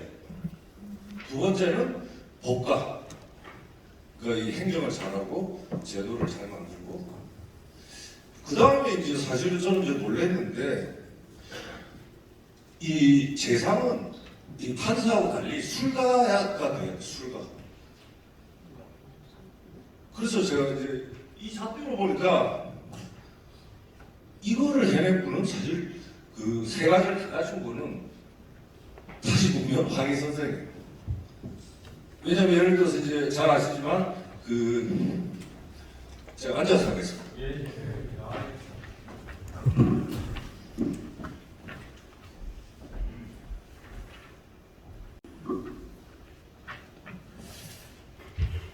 예를 들어서 하류는 술가하고 법과의 면모는 강한데 하류는 뭐가 약합니까? 이 청결, 깨끗하지가 못했어요. 그래서 제가 개인적으로 하류는 좋아하면서 이제 하류를 쓸 수밖에 없고, 그래서 이제 결국 최고의 정승은 제가 볼 때는 뭐 나눌 수는 없고 조준과 황희 두 사람이다라고 지금 생각을 하고 있습니다. 근데 이제 오늘 사실 조금 아쉬웠던 게 황희는 사실은 만들어진 신화라고 할 수가 있습니다. 무슨 말씀이냐면 태종이 만든 신화예요. 그거를 우리는 이렇게 잘 언급을 안 하고 자꾸 그냥 위인전처럼 얘기를 하는데 태종이 만든 최고의 작품이 누구냐? 황희예요. 그 부분을 우리가 잊고서는 이 황희라는 사람을 정확히 알 수가 없습니다. 결국은 특히 이제 그 중에서 만들어준 게 뭐냐면 재산감으로, 그러니까 자기가 데리고 쓰는 재산이 아니고 아들, 머릿속에 구상하고 있는 그 중령을 보필할 아들의 재산감으로 두 사람을 길렀어요. 하나가 황희고 하나가 누굴까요? 조말생입니다. 그 실록을 정확히 안 보니까 우리가 자꾸 이런 부분들을 간과하고 그러니까 결과만 가지고 얘기를 하는데 태종의 생각은 결국 이 둘 데리고 하라고 줬는데 결과적으로 세종은 누구를 선택했느냐? 이건 딴 게 아니고 그 이성계 조사를 찾아보니까 이성계 조사 능이 너무 사치하다고 비판을 한 거예요. 굉장히 강직한 거죠. 임금 건드리면 안 되는 건데 그 일로 이제 쫓겨났고 두 번째로 이제 태종 때 그 일성대난이 일어난 바람에 복직이 됐다는 거니까. 근데 그때도 또 비슷한 자리에 있었는데 또 쫓겨났어요. 언관으로.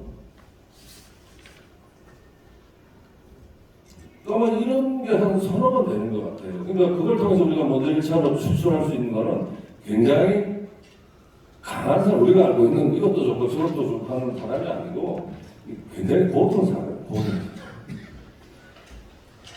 근데 이제 이 태종의 총애를 받게 되는 거는 그 약간 운이죠. 이 박성명이라고 하는 이제 비서실장 지신사였죠. 이 사람은 이제 태종하고도 어릴 때부터 친구고 굉장히 가깝고 태종이 사실은 그 제일 중요하게 생각했던 자리가 지신사입니다. 그리고 나이 많은 사람을 시키는 게 아니고 앞으로 클 사람. 그래서 태종 때 지신사를 쭉 추적을 하면 큰 사고를 치지 않는 사람 다 이 판서를 거쳐서 정승으로 가는 코스입니다. 그래서 그 굉장히 가까이 두고서 반사를 하면서 기른다. 그래서 저는 그걸 양신이라고 하는데 기를 양자를 써가지고 양신인데 이 조선 임금 중에서 신화를 이런 식으로 체계적으로 길러가면서 미래를 배려하면서 했던 임금은 태종밖에 없습니다. 사실 세종급을 하지 못했어요. 제가 사실 태종, 세종을 다 이렇게 다 봤는데 문화적 업적이나 이런 면에서는 뭐 세종이 비할 바 없지만 좋지만은 그 군함으로서의 자격이 어떠냐라고 하면 이 정치가로서는 세종이 태종을 따라갈 수가 없습니다. 국가 건설을 하고 그 필요한 거가 있으면 그저 예를 들어서 민씨 문제는 사실 황희 집안하고도 사실 이제 굉장히 연관이 되죠. 왜 그러냐면 민씨를 생각하는 1등 공신이 황희입니다. 그게 뭐냐면 그게 뭐냐면요. 너무 간단한 거 우리는 그 지금 역사를 너무 잘못 가르치고 있는데 민씨 집안은 공이 아니고 사예요. 왕은 공이고 거기에 따라서 황희가 선택을 한 거지. 황희가 무슨 뭐 그러니까 태종의 개인 중해를 받고 하는 게 절대 아닙니다. 이 그런 선택의 기록 때마다 황희 선생이 잣대로 삼는 거는 공이에요. 그래서 그런 점들을 아마 박성명이라는 사람도 친구였던 것 같은데 네가 하던 자리를 이을 사람이 누구냐 했을 때 이제 황희 선생님 추천을 했고 그 이후에 그 모습을 잠깐 보세요.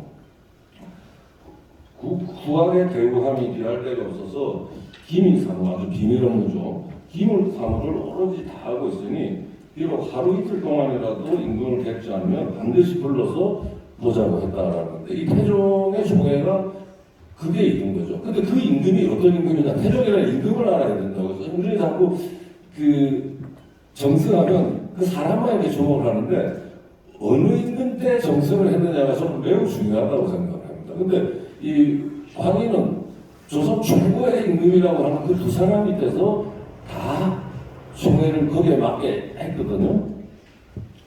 이 태종이 이제 즐겨 하는 말 중에 하륜하고 이제 더 가까웠습니다. 하륜한테도 뭐라고 말을 하냐면요. 이 임금이 주도 면밀하지 못하면 좋은 신하 하나 있지만은 신하가 주도 면밀하지 못하면 목숨을 잃는다.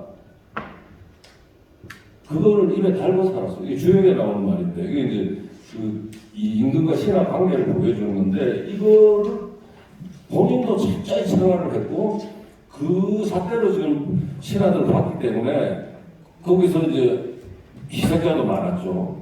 하륜도 이게 당을 막 만들었단 말입니다. 오히려 이제 거기 나오지만 하륜 이숙보를 정면으로 공격했던 거의 유일한 사람이죠. 그 하륜 이숙보 천하에서도 그런 마음이었기 때문에 이제 황이라는 사람이 그런 큰 평가를 받을 수가 있었습니다. 제가 사실 뒤에 최근에 이건 찾았는데 아마 아실 그 황희 선생 아들 중에 이름이 다 신자죠. 몽신자 재밌죠. 치신, 보신, 수신. 저는 처음에 그냥 대략 보고 야 이거 뭐 그렇게 오래 재상하신 분도 제일 중요한 게 자식들 몸보신 하는 건가? 맞죠. 사실은 다른 뭐 하겠으면 내 자식이 잘 이렇게 했으면 좋겠다는데 근데 최근에 찾아낸 게 뭐냐면 여기 이래서 잠깐 기록해놨습니다. 뭐냐면 이걸 태종이 지어줬어요. 그게 논어에 나옵니다. 그러니까 논어가 얼마나 중요한지 알 수 있어요. 그 논어에 이제 이 신하, 임금을 섬길 때 신하는 사고는 어떻게 해야 되냐? 능치 기신하라고 돼야 돼요. 거기서 치자하고 신자를 따와가지고 좋은 신하가 되라. 그래서 그 태종이 지어주니까 신자를 이제 돌기처럼 삼아가지고 아마 수신하고 모신은 아마 짓지 않았나 하는 생각이 드는데요. 이 두 분은 사실 그래서 제가 개인적으로 좀 더 관심 있는 거는 태종과 공예입니다. 세종과는 뭐 이제 다 키워놨어. 우리가 안 하면 다 키워놨으니까 이제 너무 잘된 거 너무 좋고 그런데 우리가 사실 알아야 되는 거는 태종 이전부터 해가지고 태종 때의 이 황희와 두 사람, 태종과 황희 두 사람이 임금과 신하로서 어떻게 바람직한 관계를 맺어가는가 하는 거.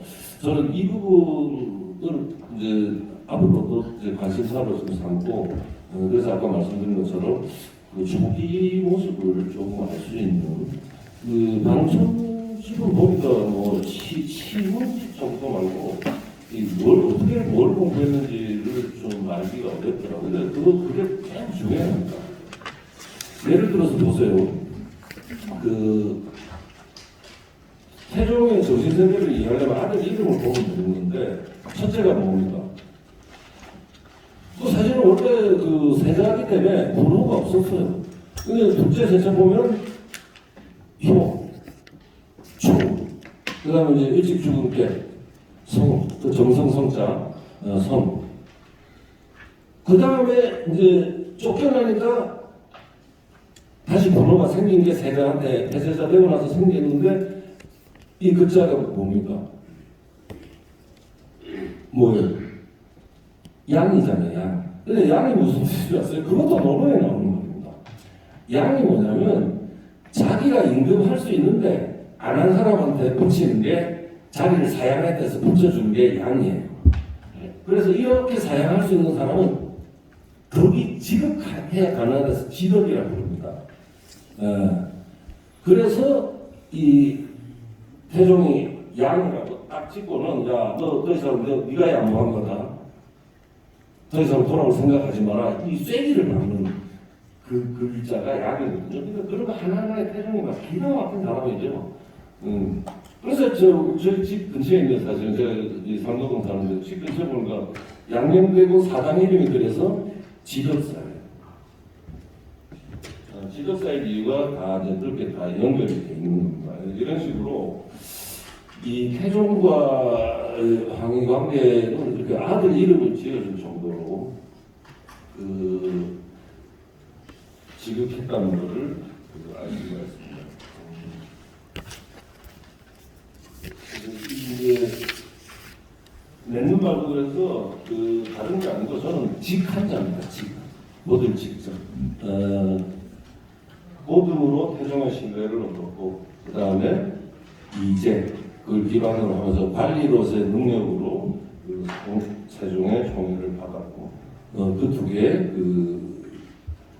밑바탕에는 황희선생의 한 가지 마음, 아까 처음에 제가 말씀드린 것처럼 한 마음으로는 여러 임금을 섬길 수 있지만 두 마음으로는 한 임금도 못 섬긴다고 했던 그 부분은 사실은 지금도 우리가 사표로 삼아야 되고 특히 신하들이 가져야 할 저는 핵심 저거를 황희가 사회 한 몸에 다 부여한 게 아닌가 그런 생각이 듭니다. 자, 일단 이걸로 마치도록 하겠습니다.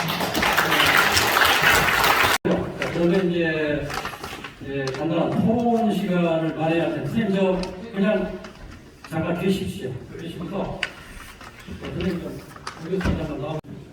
발표해 주신 이대용 총장님, 그다음에 오기수 교수님, 또 이한우 조선일보 문화부장님의 어권은 학계의 기여는 물론이거니와 세계 정치사에 의미 있고 또 참신한 길라잡이가 되리라고 확신합니다.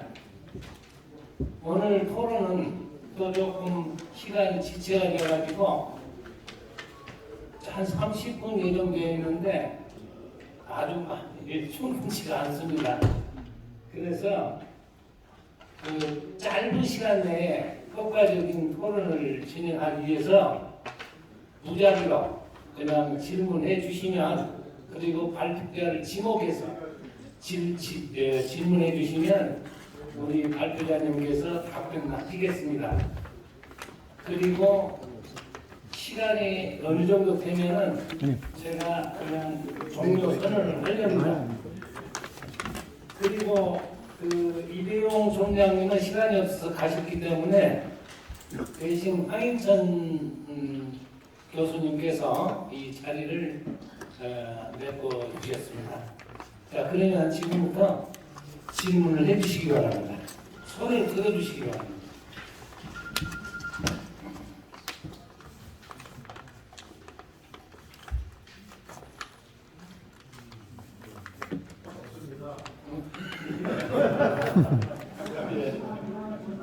너무나 시간에 쫓겨서 그런데 실제로 오늘 발표도 알기 쉽게 이렇게 발표해 주시고 또 내용도 이렇게 보면은 아주 친절하고 아주 평이하고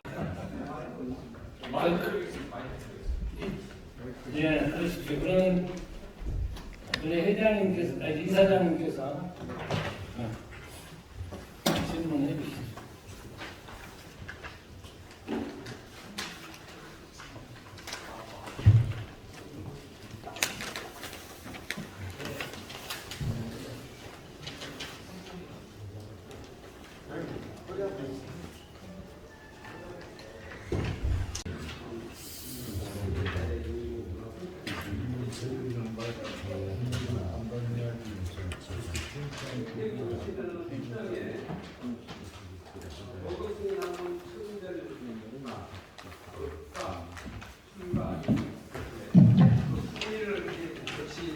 기자님과 예리하게 세 가지 조건을 걸어서 말씀을 하셨는데 그 중에서 조준 저도 역사공부에 커버에 대해서 전망이 있는 걸 알고 있습니다.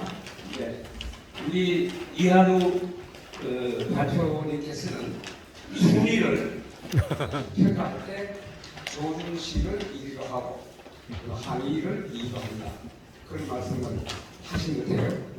네, 그래서 저희가 볼 때는 항상 우리 할아버지는 존경하는 얘기가 있지만 그 이야기 처음 들었습니다. 그래서 그거에 대한 좀 새로운 그 내용을 우리 종중 여러분한테 좀 설명을 해주면은 그런 사안이 객관적인 평가될 수 있구나 이해를 하겠습니다.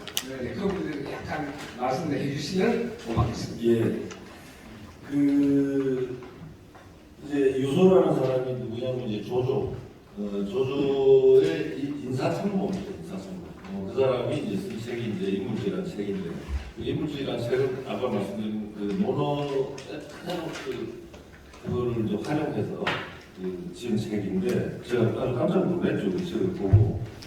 그 사람이 뭐라 그러냐면 그 가장 바람직한 재산을 나라의 몸체자를 써가지고 국채라고 합니다. 국채는 뭐냐면 나라의 재상이 채화해야 될 거를 다 이제 하는데, 그 세 가지가 아까 말씀드린 것처럼 이제 청절, 그다음에 일을 잘하는 법과 그다음에 이 상황을 대처하는 술가인데,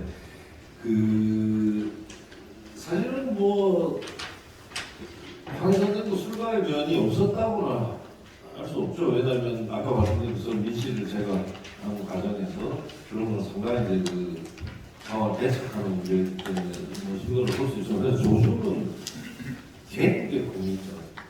그래서 저 뭐 청절가나 그 일을 잘하는 면에서는 두 분 다 만점이고, 아무래도 청절가 술가적 측면에서는 이제 하긴 선생님 좀 약하니까 태종이 한글 따라가는 거고, 조준처럼 저는 사실 이 건국의 공이라고 하는 거는 무시무시하다고 생각합니다.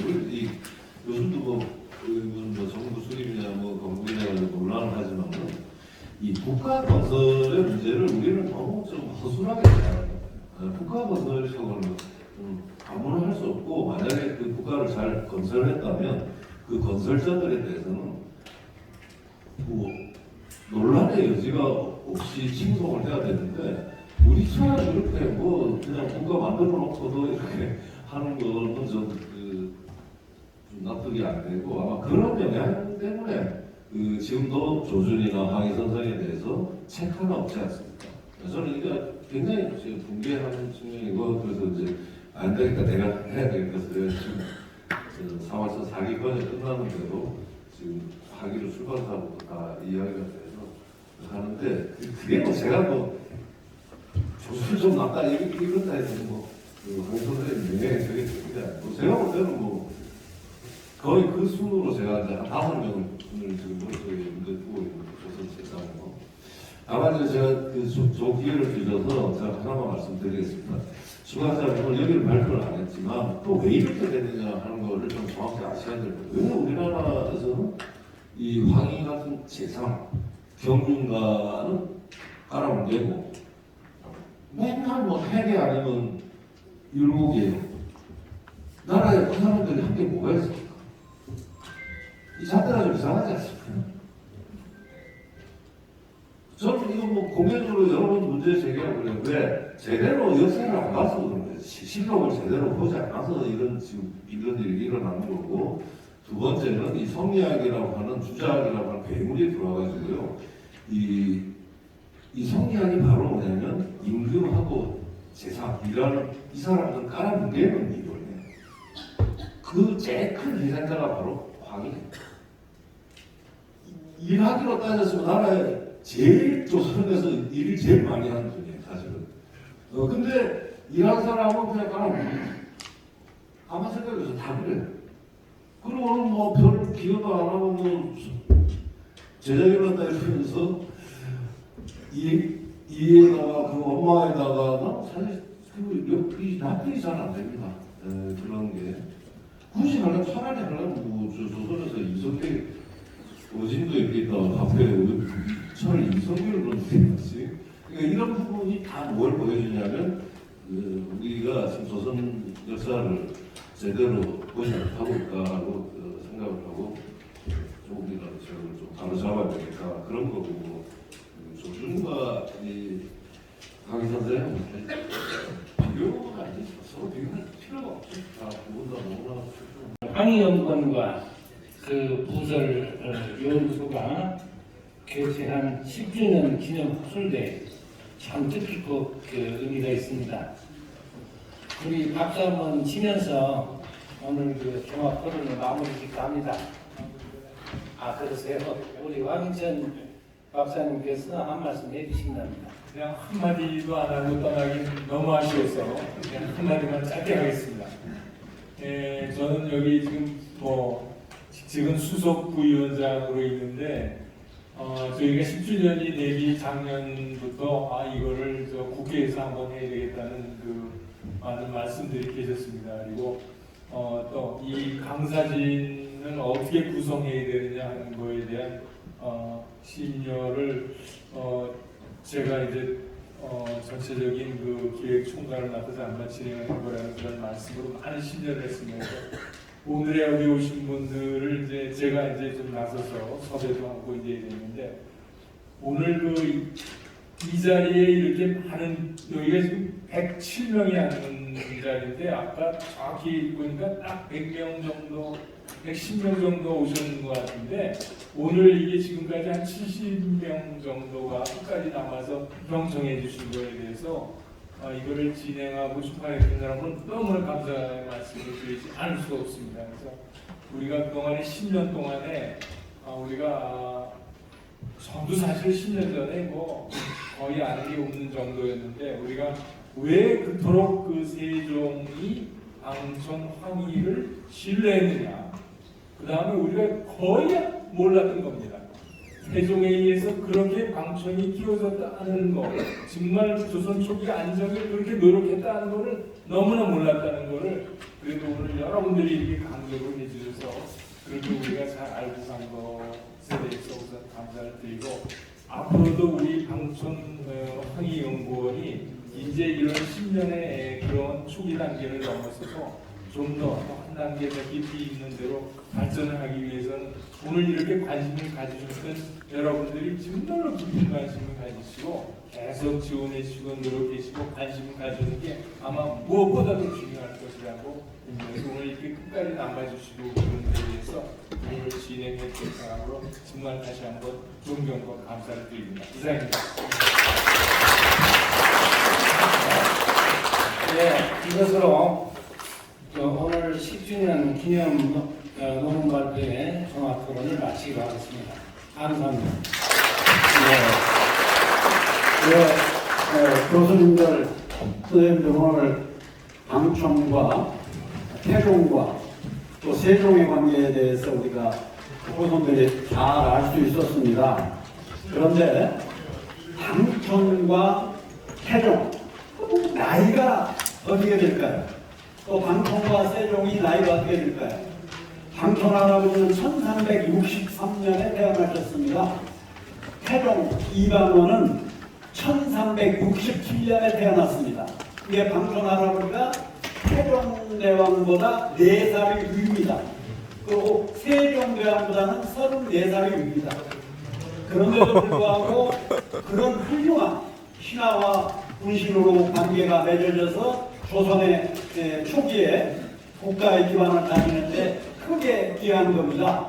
그래서 우리 할아버지의 훌륭하심, 또 우리 할아버지의 훌륭하심을 알아주신 태종과 세종, 이분들이 계셨기에 오늘날 우리가 이렇게 행복한 삶을 살 수 있다고 자부하고 있습니다.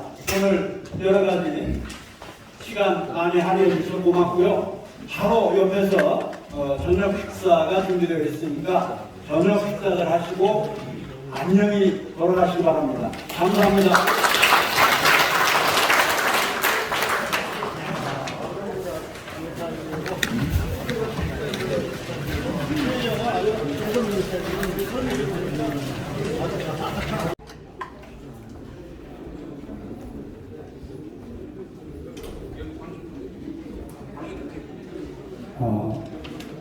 잠깐 안내 말씀 드리겠습니다. 오늘 방천 황희연구원 창립 제10주년 기념식 그것도 들어갑니다. 말씀하시기 바랍니다. 그냥 웃지만 마시고. 자, 오늘 백성의 시인 방촌 할아버지 학설대에 오셔가지고 뭐 한대? 회장님도 한 말씀 하세요. 네, 반갑습니다. 오늘 다 함께 오셨으면 좋았을 텐데 네. 내일 시간 되시는 분들 문화재라도 좀 타주로 와주세요. 요거 위주로 편집하겠습니다.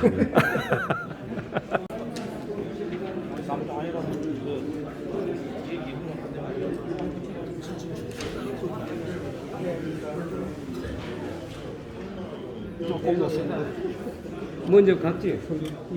안녕하세요.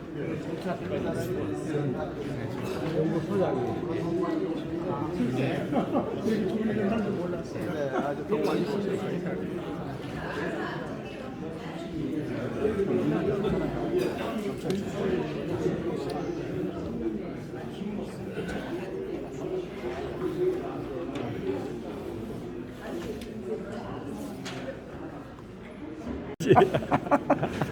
황인두까지 쳐야 나와? 위주로.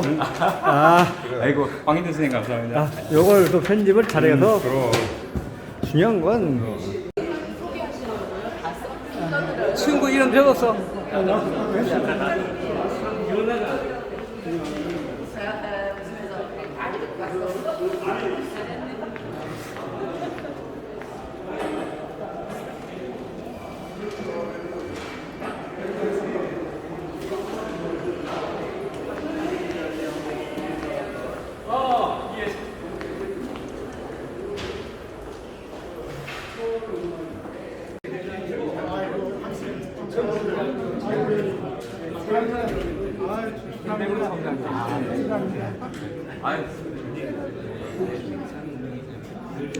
제일 예쁜 신부분들 돈도 안 받습니다. 오늘만큼은.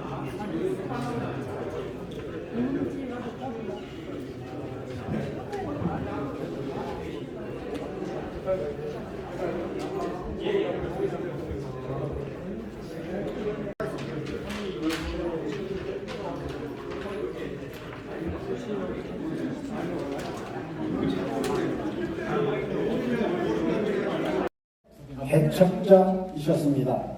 수상은 해완 황희건 박사님의 손자인 황인성 씨가 받도록 하겠습니다. 황인성님 해방 후 대한민국에 결정되었습니다.